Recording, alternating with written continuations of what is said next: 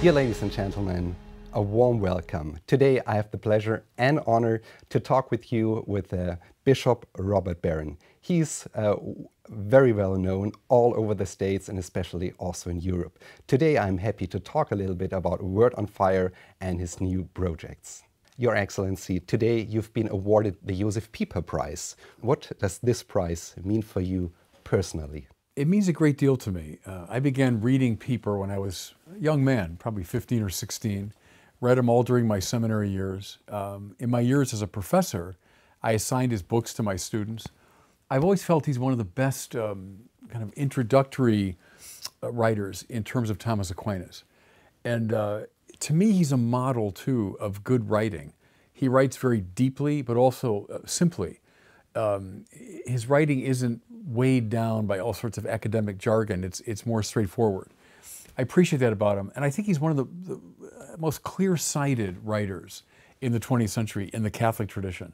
So to receive the prize in his name is a great honor to me, because he's someone I've tried to imitate in my own writing. You were ordained a bishop like 10 years ago. Mm-hmm. How did this change your life and change your ministry? Well, before that, I was rector of the seminary in Chicago, which is, at the time, was the largest in the country. Prior to that, I was a professor for a long time, so an academic. I was in pastoral work for a short time, 3 years after I was ordained, and then I went for my studies in Paris. So a lot of my life to that point had been academic. I had just begun to do a bit of administrative work. I would say becoming a bishop brought me back into the pastoral realm in a big way. Now my life was about parish visits, a lot of preaching, administrative work to be sure, but I would say it was more of the immersion in the pastoral, where a lot of my work to that point had been academic, had been preaching oriented. I'd begun my Word on Fire work, but I'd say that the bishop side of it made me more attuned to the pastoral side of life. You're known as a pioneer for evangelization via media, especially over the internet. How did this all start? I mean, you're coming from a nation that brought up people like Fulton Sheen. Maybe somehow this played into it. It did, indeed. I mean, Fulton Sheen has long been a hero of mine. And what he did in the 1940s and 50s and 60s, first radio, then television, that was the real pioneering work. And Sheen brought to his work a great intellectual formation. So I saw myself in some ways in his footsteps, because I had gotten my doctorate at the Institut Catholique in Paris. I had taught for many years. I had written a number of books. I had begun kind of a preaching ministry. But it occurred to me, we need a bigger audience, and we have media that we're not using effectively as a church. So it was just a simple idea, following in Sheen's footsteps, to do that. My first venture was a 15-minute homily program at 5:15 in the morning on Sunday on the radio. So it was very modest beginning. I had this short time, early Sunday morning. But the lovely people in the parish I was working at the time supported me, and they gave me the money I needed to do that. That's how it started. But then I think what made a difference was the social media came in right after that. So a website was started. The website housed these sermons I gave for the radio, and that's where the word started getting out more widely.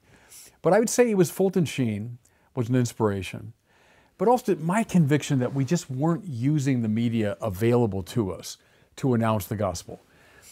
What would St. Paul do if he had access to these media? I think he would use them. What would any of the great missionaries and evangelists have done? They would have used these media.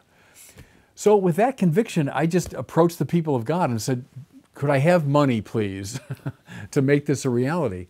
And then it grew from there. It took root.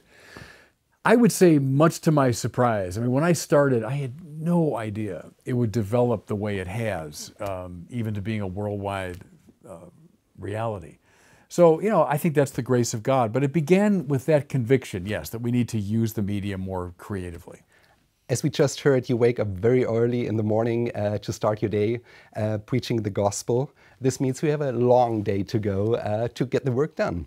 But your work is like really a big work. You have the chunk of being a bishop, of course, with the pastoral aspects, and above, on top on that, the management, handling, and working with an Word on Fire. How do you get this done? The grace of God, I would say. But you know, I have a lot of people now helping me. So about 83 people work at Word on Fire in 3 different offices, in Dallas, in Chicago, and then with me in Rochester, Minnesota. So a lot of the people that work take care of the practical side of it. My main job is being bishop of my diocese. And so I spend a lot of time going to administrative meetings, in my car, visiting parishes, doing confirmations, all the usual things bishops do. That's most of my time. Word on Fire, I do a sermon every week, but every priest has to do a sermon every week. I just record mine. We have a couple podcast shows I might record every couple of weeks. Maybe every month we have a longer form interview show that I do with a visiting scholar or personality. So it really isn't that difficult to manage. I run the diocese, of course, with the help of other priests and lay people. Word on Fire takes, I don't know, 10 or 15% of my time, probably. But, you know, yeah, I wake up early, I'm a hardworking guy, and I do organize my time well, I think. I just, you know, I find great joy in it. I like all of it. I like running the diocese. I like my pastoral work. And I love the Word on Fire work. So, you know, it's a joyful day, busy day, but I have a lot of help. That's probably the best way to answer that question. For quite some time, the concept of apologetics was not in the center of our practical theology. Though, if you read or if you are on the website of Word on Fire, you over and over come across that concept. Why is it so? Why is it so important? You're right in suggesting that when I was coming of age, apologetics had a bad reputation. It was seen as defensive or as combative. It was too rationalistic. It was disrespectful to other points of view. So classical apologetics had a bad name. I think there's a need for a new apologetics. Look, anyone that's accompanied young people and tried to announce the faith knows that they have lots of questions. The questions naturally arise. Questions about the faith, challenges to the faith. Well, if that's true, how could you say that? And it's just natural. So if apologetics is simply the response in faith to good and honest questions, well, there's always a need for apologetics. St. Paul was doing apologetics. So was Thomas Aquinas. So was John Henry Newman. So was John Paul II. So was Josef Pieper. So in that sense, yes, we always need a good apologetic. What's new about it, it shouldn't be defensive. It shouldn't be combative. It should be a kind of affirmative orthodoxy, leading with what the church is for. So explaining the faith, but in a way that's affirming and positive. Not so much, you know, gegen die Kultur. It's not this, you know, Kulturkampf, right? But it's a joyful engagement of the questions that naturally arise from the culture. Something else that makes it new is the use of the media. So it's not just arguments articulated in books, but I've used the beautiful as a means of apologetics. Right. Look at the beauty that the Catholic faith has produced, and then ask the question, where did that come from? What made that possible, right? I think that's an apologetic move. But, you know, there are some people I know in the States that they want to drive a wedge somehow between the classical apologetics or a more rational approach and then this, you know, evangelistic approach. That's a false dichotomy. As I've said, anyone that accompanies young people, no, they are filled with questions. And accompaniment, I'm using Pope Francis' language there, doesn't mean just wandering around with people. It means you're leading them somewhere. It's like Jesus with the disciples on the road to Emmaus. He's opening something up for them, right? So we don't want apologetics to be defensive, aggressive, hyper-rationalistic. We want a new, a fresh apologetics that's an honest, positive engagement of people's questions, and then using different means, both argument and beauty, to do it. And I think that's been the inspiration for Word on Fire. So we do have the ed in the Catholic world. We have the rational part, and of course the affectional part with the beauty going. I can understand this very well, and this is why I want to dig a little bit deeper in terms of beauty. How relevant is it when it comes to spreading the gospel into the world? When I was a doctoral student in Paris, my thesis director is a wonderful man named Michel Corbin, a Jesuit priest, and Corbin was a great advocate of Hans Urs von Balthasar. And going through seminary in my years, the German theologian we read was Karl Rahner, right? No one read von Balthasar. In my doctoral studies, Corbin introduced me to von Balthasar. And I remember in Paris sitting behind Notre Dame Cathedral and with my von Balthasar books and reading him for the first time. Well, he became a great passion for me. And when I returned to teach, I taught a course in von Balthasar for many years. And I took our students through the great work of this master, I think. Well, of course, from him, I learned the primacy of the beautiful.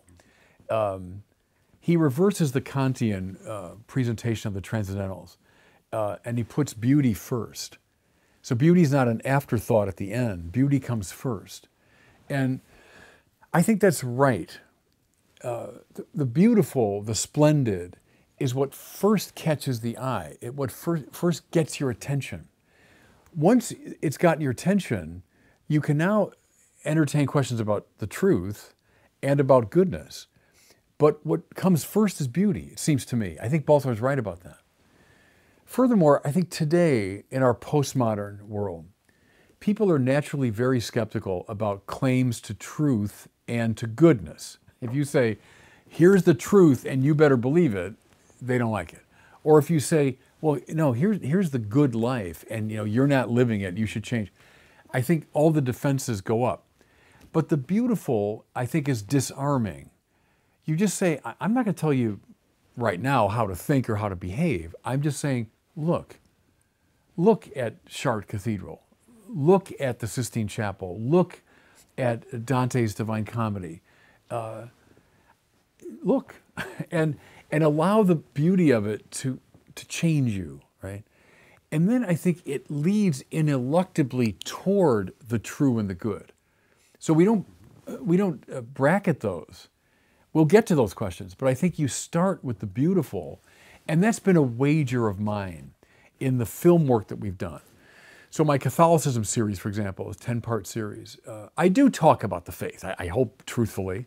I do urge people to live a good life, but I think the lead strategy of that is the beautiful. Look, let me show you these glorious things. And I think it works. In a way, it was an experiment to see, is Balthasar right?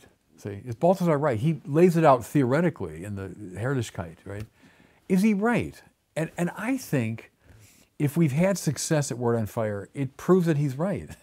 Beginning with the beautiful is a very efficacious evangelical strategy. This very year, in the 25th year of Word on Fire, you announced to start a new congregation with priests and laity at the moment, which are forming with the center of evangelization and according to a specific rule you have written. I'm curious, how far did it come already, and what is the big picture? Maybe we see that in Germany one day.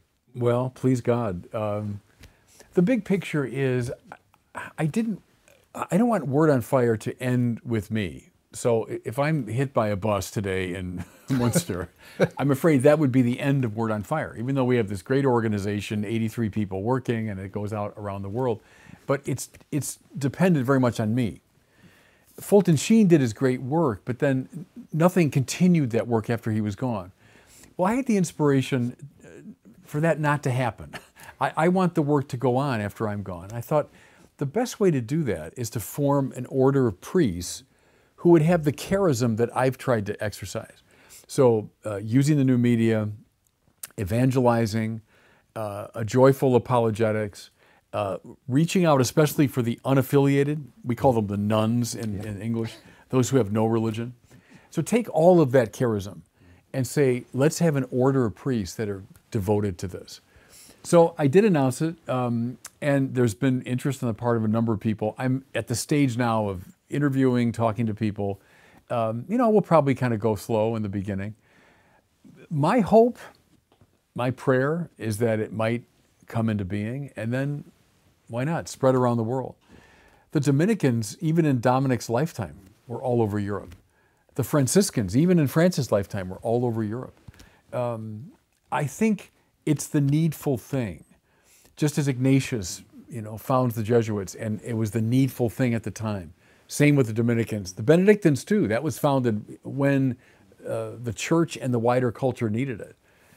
I think today that's the needful thing, is this new evangelization. So that's my hope. That's my hope, that one day we could establish this order and that it would, why not, have a presence all over the world. Just as Dominicans went into the university cities. I think, a presence here at Münster. Why not? So that's my dream, it's my hope. I've been praying about it, and we'll see what the Lord wants to do.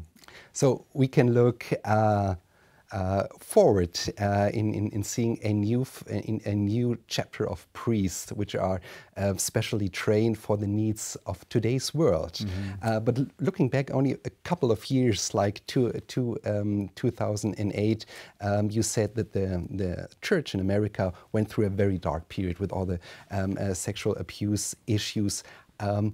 Is everything fixed now and ready to go, or what are the challenges you face for the North American continent? Yeah, it's a good question. It's a searching question. No, I never say everything's fixed. I stand by the statement that it's the darkest moment in our history, for sure.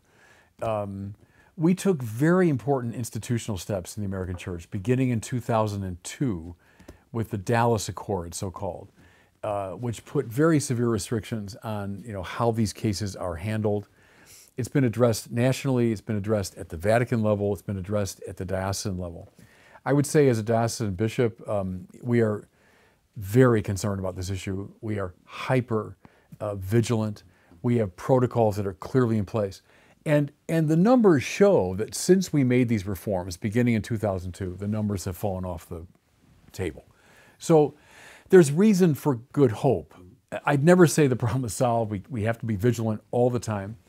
All of our priests, all the people that work for our diocese, everybody is trained in great sensitivity to this question of sexual abuse of young people. So I think we have responded well to it, and I think the numbers show that it was a good response.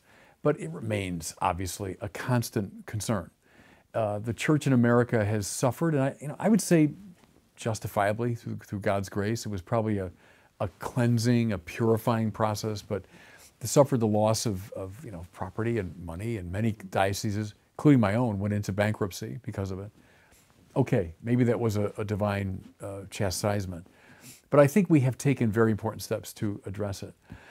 The challenges that remain, I think in our country, and probably Europe too, it would be disaffiliation. The number of young people who are leaving the churches. Now, there are indications very recently that the numbers have stabilized and even reversed in some cases. I take hope in that, hope that's true. But I think that's still the ongoing struggle. It's exactly what John Paul named as the new evangelization, which goes right back to Vatican II. I think that's still the preoccupation, is how do we, again, von Balthasar, when he talked about the Schleifung der Bastionen, right? That we have to break down the walls and get out into the world. Okay, that's still the task. And my own work, Word on Fire, is very much in that line. I'd say from Balthasar through Vatican II to John Paul II. And that's still the principal, I think, preoccupation of the church, is how to get people back, look, to a sense of God. Sometimes I think we get hyper-focused on hot-button moral issues, so that, debating sexual issues especially. Well, okay, that's important, but far more important is God. Do you believe in God? Does God make sense? Can you give your life over to God? I think that's the issue. Jesus and his cross and resurrection. What difference is that making in your life? Justification. How do you find salvation in Jesus? Those are the questions that cut right to people's hearts. And I think the church has got the task of proclaiming that. Now, as a consequence, we begin to ask questions about our behavior, including our sexual behavior. Okay, we'll get there. But I think for a lot of people who've lost a sense of God, of the transcendent, and see, Josef Pieper is precisely relevant here because he talked about this sort of everyday way of looking at the world, right? I stay within the realm of my ordinary experience. Nothing breaks me out to a sense of the transcendent. That's what we need. That's what we need. And the church has to be there to introduce people to that wider spiritual world. Bishop Barron, we've been talking about the numbers, that it seems that more and more people are now coming back to the Catholic Church. We also do observe this in Germany, which makes us really happy and is a sign of hope. Yeah. Definitely. We do cover this with a new format, Zurück zu dir, back to you, back to you, Jesus, back to you, Church, showing nice personal stories that lay out how beautiful God works within the souls and brings them back in the Holy Church. I want to ask you, what are your suggestions for people that are close to becoming Catholic or just recently got Catholic, and what they should do or may or can do in order to grow that new love in their life? Yeah, just in response to the first part of the question, it is a sign of hope, I think, that people are beginning to come back. Part of that, I believe, is the world given to us by the new atheists. So go back 25 years when people like Christopher Hitchens and Richard Dawkins and Sam Harris and the new atheists were doing their work. And they were convincing a lot of young people, there's no God, there's no purpose, there's no meaning, there's no moral objectivity. Well, at first, I think, especially young people, all right, I'll shake my fist at all religion and so on. But then once that message sinks in, okay, I come from nothing, I go to nothing, there's no meaning to my life, there's no purpose. Well, what do you do with that, They begin, because they have those restless hearts that Augustine talked about, right? The heart is restless till it rests in God. There's nothing in this world that satisfies us. And they know that. Everyone knows that. And so they begin then to look. My approach is, as that question emerges, people begin to look, that we should be there to say, hey, look at this. And there's where the beauty comes in. And here's an answer to a question I bet you have. There's where the truth comes in. And then finally, the showing of the good life, the saints. I also learned that from Balthasar, who said, the best theologians are the saints. The saints are the ones who exhibit the Christian life. And so show them. A lot of my work, after the Catholicism series, I did a series called The Pivotal Players, which was all the 12 great figures within the Catholic tradition, including Edith Stein. And I saw the chapel here is dedicated to Edith Stein. That's an evangelical strategy. So as the restless heart is looking for answers, you say, oh, look at that beautiful thing. Oh, here's an answer to a question I bet you have. And look at the saint who lived the meaningful life you're looking for. That's my strategy. And I learned that from Balthasar, I would say. And I think if the success of Word on Fire says anything, it says, well, it works. It works. It's a legitimate way to do evangelization. Talking about the saints, which is great, we are curious, what are the 3 saints that really made a difference in your life? Well, the first one's easy to say, and that's Thomas von Aquin, right? I discovered Aquinas when I was a young kid. I was 14 years old in high school, and the teacher, who was Dominican, laid out one of Thomas's arguments for God's existence. And I didn't disbelieve in God. I was a Catholic kid going to Mass, but I had never thought about God in a serious way. And to see Aquinas' argument, which is so lucid and so interesting and fascinating, and I'm just a young man, I'm 14. I'd never really been exposed to philosophy before, but it lit a fire in my mind. And I went to the library, the local library, and found this text of Thomas Aquinas, and it was like a treasure to me. I didn't really understand it. I brought it home, and this is long before social media, so it's just the book. And I'm looking up to find where that argument was. And there was something about the whole world of Thomas Aquinas that fascinated me. And that started me on a journey. At the time, I had no mentors at all because I was going through high school during the 1970s, which was not a golden era, let's say, of Catholic education in America. Kind of on my own. And then eventually in my university studies and seminary studies, I began to look in a more serious, formal way at Aquinas. But he's a saint that's had, a huge impact on me. A second one is The Little Flowers, Thérèse of Lisieux. And in a way, she's the opposite, I suppose, of Aquinas, not a towering intellect, and this young woman that died at the age of 24, lived a purely cloistered life, But I discovered the story of a soul when I was, I think, in the seminary. I read it for the first time. And at first, didn't like it particularly. I didn't like her book. But then in time, and partially under the influence of Michel Corbin, whom I mentioned, my Doktorvater, right? Yeah. He loved Thérèse of Lisieux. And then I visited Lisieux when I was a student in Paris. And I just began to get into her world a bit. She opened up the spiritual side of it for me. So Aquinas, the intellectual structure of the faith. But then The Little Flower opened up the spiritual in a way that was very powerful to me. And that's why they're the two great saints of Word on Fire. I've taken them as the sort of patrons of our work. Those are two that I mentioned off the bat. There's so many of them. I love Augustine, of course. Love St. Dominic. I love John Henry Newman. Recently canonized a saint. I was privileged to be in Rome. It was right before COVID, I think in 2019. I was there for his canonization. Newman has meant a lot to me too, and he's a great patron of Word on Fire. So those are some of the saints that mean a lot to me. Talking about Word on Fire again, I came across the Word on Fire Bible. Very nice article. In one video, you were talking about the Book of Tobit. Maybe you could explain us a little bit more at this example why it's good to take out your Bible off the shelf and start reading again the Holy Scriptures. Yeah, thank you for that question about the Bible. It's so important, I think. Vatican II called for a renewal in biblical understanding. I think it's largely been unrealized. And so one of my goals is to bring the Bible forward.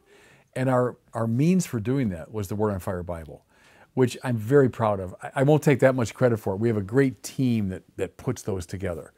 They're beautiful looking books. That's part of the purpose, with the leather covers and with all the artwork, the commentary from the great tradition. So I've written some of the commentaries in there, but I wanted that Bible to be something beautiful, a beautiful object that you'd hold that would be relatively easy to read. So we don't have the tiny print in the 2 columns, but it reads more like a novel. And then surrounded by commentary, if you feel, I don't know what this is all about, but also surrounded by great works of art. So in a way, it's the Balthazar program. I'm trying to put that in, concrete form.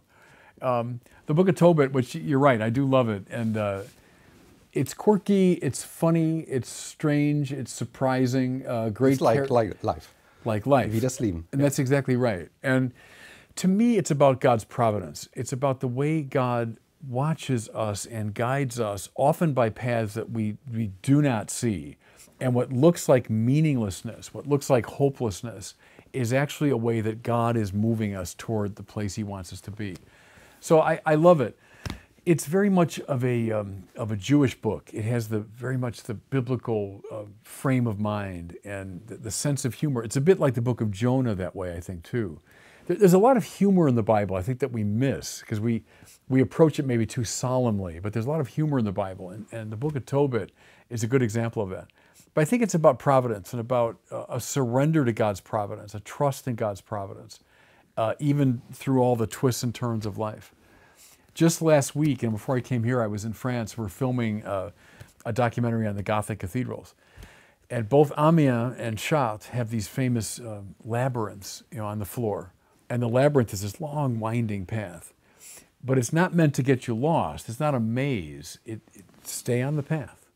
And it might take you a long time. And you're twisting all around. You're far away, then you're close, then you're far away again. Well, that's life. Life, full of twists and turns, and you're far from God, you feel close to God. But stay on the Weg, right? Stay on the path, and you'll come to where you want to be. I think the Book of Tobit is about that. Bishop Barron, coming to a close of this wonderful discussion, I would like to tackle a little bit on the topic of prayer. How can people get a good prayer life? Thomas Merton is someone that I followed when I was a young man, the famous Trappist author. I don't know if he's widely read here in Germany. Well, at least in Heiligenkreuz, immerhin in Heiligenkreuz haben wir ein Zweitagesseminar über das, aber es ist eher eine Randfigur. But I read Merton a great deal when I was a young man, and he was asked that same question. So this great expert on prayer, what's the one thing I can do to improve my prayer life? And Merton said, take the time. So something as simple as carve, and that reminds me of Josef Pieper very much. See, is if I'm caught up in this everyday consciousness, and I'm just doing my work and I'm going from task to task. What's prayer but a conscious act of stepping away from that to look at in Pieper's language, the totality of being, right? I'm not looking at this or that task in front of me, this or that object or person. I'm looking at the whole of reality under the aspect of God.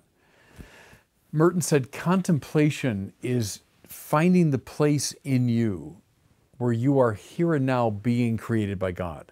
See, and that's a moment of stepping out of a workaday consciousness where you say, all right, I will now put my life in the presence of God. So I think that's what prayer is.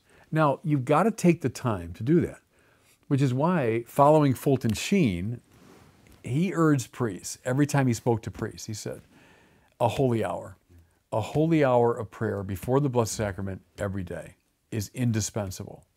So I try to do that, is I begin my day, I've got a chapel in my house, and I go there for an hour of prayer in the morning. And I pray my office, pray the rosary, I might do meditative prayer, I might be thinking about a homily. It doesn't really matter, Sheen said, as long as you're in the presence of the Lord and you're raising your consciousness to God. Now that's John Damascene, John of Damascus. To raise the mind and heart to God, that's prayer. So that's indispensable to everything, right? Balthasar wanted a kneeling theology, right? Was it sitzenden Theologie? Kniende. Yeah, he wanted kniende. He wanted a kneeling theology. I believe in that. The best theologians, think here, Anselm, Augustine, Aquinas, Bonaventure, Newman, the great ones were all kneeling theologians. They weren't just sitting at their academic desk. They were kneeling before the Lord, and that's where their wisdom came from. So I believe very strongly in that. Bishop Barron, at the very end of this interview, I would like to put theory into practice and ask you for a prayer and blessing for everybody watching the show. Let's pray. In the name of the Father, and of the Son, and of the Holy Spirit. Heavenly Father, we give you thanks and praise, and we ask your blessing to come down upon all those who are watching this program. May they be led closer to your Son in their minds and their hearts, in the whole of their lives. And I ask the blessing of the Lord, that of the Father and the Son and the Holy Spirit, to come down upon all who are watching and remain forever and ever. Amen. Dankeschön. Vielen, vielen Dank. Vielen, vielen Dank.